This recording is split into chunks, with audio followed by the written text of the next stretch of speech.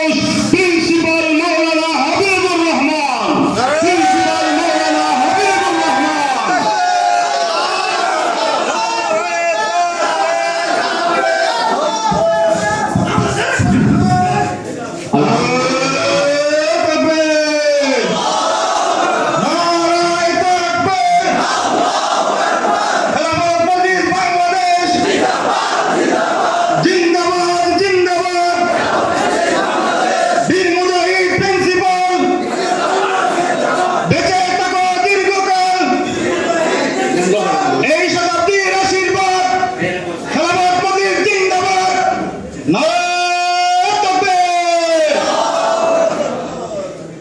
السلام عليكم ورحمة الله وبركاته.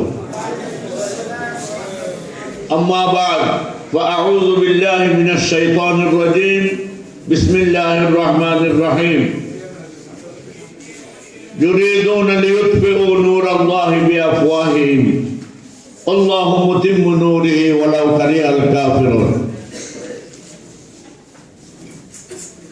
বাংলাদেশ খেলাফত মজলিস কর্তৃক আয়োজিত অত্যন্ত সময় উপযোগী আজকের এই উলামা মাশায়েখ সম্মেলনের মহতারাম প্রধান অতিথি, সুধীবৃন্দ, বাংলাদেশের প্রত্যন্ত অঞ্চল থেকে আগত অজস্র উলামায়ে কেরাম, আমি একটি বিষয় বলে শেষ করব। সময় আমাদের নির্ধারিত 12:30টায় শেষ হওয়ার কথা ছিল, কিন্তু আজকে আমাদের কোনো মেহমান চলে যাচ্ছেন, অনেকের প্রয়োজন আছে, বলেছিলাম 12:30টায় শেষ হবে। একটি কথা বলেই শেষ করব। আজকে কেন এই আলোচনা সভা? এই জন্য আলোচনা সভা উলামা সম্মেলন ডাকা হয়েছে যে কিছু কিছু বুদ্ধিজীবী সরকারি দায়িত্বশীল মহলের মাধ্যমে আলোচনা এসেছে মসজিদ মাদ্রাসার নজরদারি বাড়াতে হবে, ওয়াজ মাহফিলের নজরদারি বাড়াতে হবে। আমি পরিষ্কার ভাষায় বলতে চাই, ইসলামে কোনো জঙ্গিবাদ থাকতে পারে না। জঙ্গিবাদের কোনো সম্পর্ক ইসলামের সঙ্গে নাই। সন্ত্রাসের সঙ্গে ইসলামের আপোষ নাই। ইসলাম এসেছে শান্তি প্রতিষ্ঠার জন্য, সন্ত্রাস এসেছে অশান্তি সৃষ্টির জন্য। ইসলামের আগমন শান্তির জন্য, আর অশান্তি সৃষ্টি হয় অরাজকতা, নৈরাজ্যবাদ এবং জঙ্গিবাদের মাধ্যমে। আমরা ঘৃণা করে জঙ্গিবাদকে প্রত্যাখ্যান করি। আমাদের নবী নিষেধ করেছেন কোন গর্তের মধ্যে প্রস্তাব করিও না। যদি কোন পিপিলিকা গর্তের মধ্যে থাকে তাহলে তার কষ্ট হবে।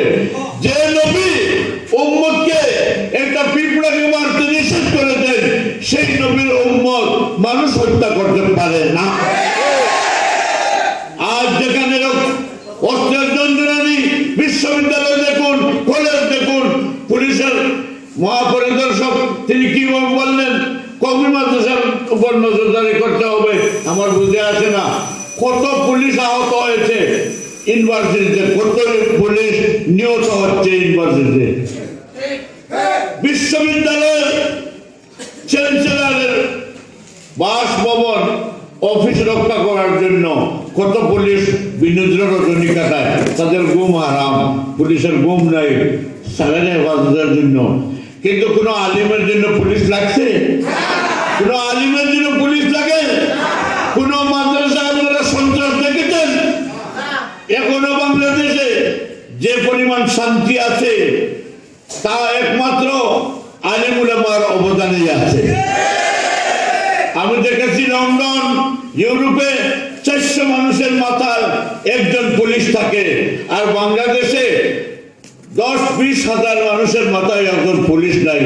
এই দেশকে পুলিশ কন্ট্রোল করতে পারবে না, আল্লাহর ভয় মানুষকে কন্ট্রোল করতে পারে। আলিম উলামা মানুষকে আল্লাহর ভয় দেখান, আল্লাহর কথা বলে মানুষকে ভয় ভীতি দেখান।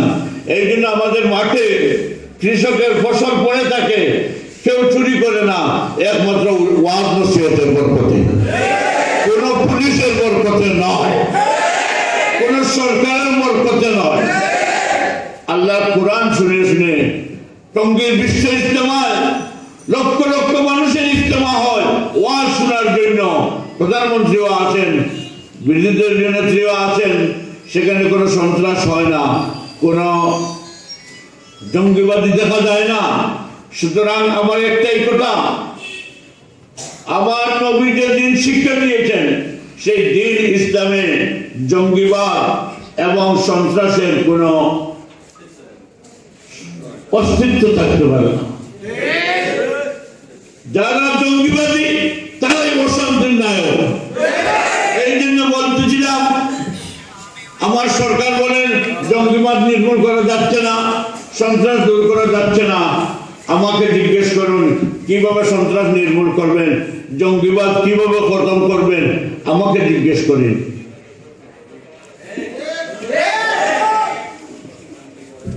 আমার আল্লাহ বলেছেন ওফিল কিসাসি হায়াতুন ইয়া উলিল আলবাব, ও বুদ্ধিমান মানুষ, যদি শান্তি চাও, সন্ত্রাস মুক্ত সমাজ চাও, তাইলে খুনিদের প্রকাশ্য জনতার আদালতে ব্রাশ ফায়ার করে হত্যা করো, সন্ত্রাস বন্ধ হয়ে যাবে। আজ খুনিরা 7 খুন করিয়া পার পাইয়া যায়। আর আল্লাহ কোরআনে বলেছেন একটা মানুষকে খুন করলে সারা জগৎকে খুন করার শামিল। ومن أجل ذلك كتبنا على بني إسرائيل أنه من قتل نفسا بغير نفس أو فساد في الأرض فكأنما قتل الناس جميعا। একটা মানুষকে অন্যায়ভাবে হত্যা করলে গোটা জগৎবাসীকে হত্যার শামিল আল্লাহর কোরআন বলেছে। আমি আপনাদের বলতে চাই, যদি সন্ত্রাস সত্যি বন্ধ করতে চান, জঙ্গিবাদ যদি বন্ধ করতে চান, তাহলে হাতে নাতে যারা জঙ্গিবাদ ধরা পড়েছে তাদেরকে প্রকাশ্যে পল্টন ময়দানে জুম্মার দিনে, জুম্মার বাদে ফাঁসির ব্যবস্থা করুন। একটা আপন সন্ত্রাসীকে ফাঁসি দিলে সারা দেশ সন্ত্রাস মুক্ত হয়ে যাবে। এর আগে আপনাদের বক্তৃতার মাধ্যমে সন্ত্রাস দূর হবে না, সন্ত্রাস দূর হবে ইনসাফের মাধ্যমে। আদালত, ইনসাফ, ন্যায় বিচার প্রতিষ্ঠিত হলে সন্ত্রাস বন্ধ হয়ে যাবে। আমি আপনাদের আজকের এই সম্মেলনে আয়োজন করার জন্য বাংলাদেশ খেলাফত মজলিসের নেতৃবৃন্দকে আন্তরিক মোবারকবাদ জানাই। এবং আজকে আপনারা বুঝতে পারছেন, ये बात आई है दुनिया में, हम फूल भी है तलवार भी है। दुनिया जाने आलिम उलामा ফুলের জাতি ফুল। আলিম উলামার পকেটে কি থাকে? আতর আর তসবিহ থাকে। কি থাকে? এই দেখেন তসবিহ, এই দেখেন আতর। আলিম উলামার পকেটে আলিম উলামা ফুল। কিন্তু যদি ইসলামের উপর আঘাত হয়, তাইলে আমরা আলিম উলামা, আমাদের সমর্থকরা তরবারি হয়ে যাবে।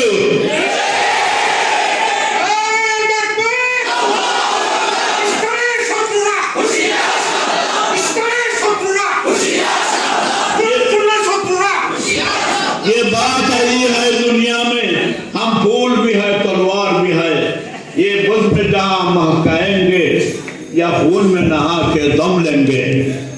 আমি আপনাদের সরকারকে বিনীতভাবে অনুরোধ করব, আপনারা জানেন এই স্বাধীনতা, সর্বপ্রথম স্বাধীনতার দাওয়াত দিয়েছিলেন হযরত মুসা আলাইহিস সালাম। তিনি বলেছিলেন আনারসিল মাইয়া বনি ইসরাইল, বনি ইসরাইলের স্বাধীনতা দিতে হবে। আমাদের বঙ্গবন্ধু শেখ মুজিবুর রহমান এই দেশের স্বাধীনতার আন্দোলনের ডাক দিয়ে এই কথাই বলেছিলেন, এই দেশকে মুক্ত করে ছাড়বো ইনশাআল্লাহ। বঙ্গবন্ধু কি পরিমাণ ঈমান ছিল! তিনি কোনো বাহিনীর উপর নির্ভর করেন না, তিনি বলছেন ইনশাআল্লাহ মুক্ত করে ছাড়বো। তিনি আল্লাহর উপর বিশ্বাস রাখতেন। আমরা বিশ্বাস করি এই দেশের কোনো মুসলমান নাস্তিক নয়, এই দেশের কোনো মুসলমান বেঈমান নয়, তাদেরও ঈমান আছে ইনশাআল্লাহ। আর যদি কেউ ঈমান নিয়ে সিনেমিনে খেলতে চান, কবি মাদ্রাসা নিয়ে যদি ঝামেলা করতে চান, তাহলে আপনারা সেই ঝামেলায় পড়ে যাবেন, সেখান থেকে বের হওয়ার কোনো উপায় থাকবে না। হ্যাঁ,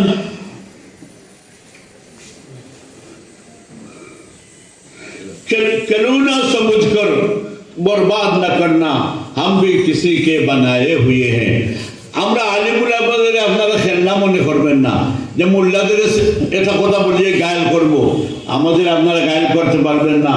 কারণ আমাদের একজন স্রষ্টা আছেন, আমাদের একজন মালিক আছেন, আমরা সেই মালিকের গুলাম।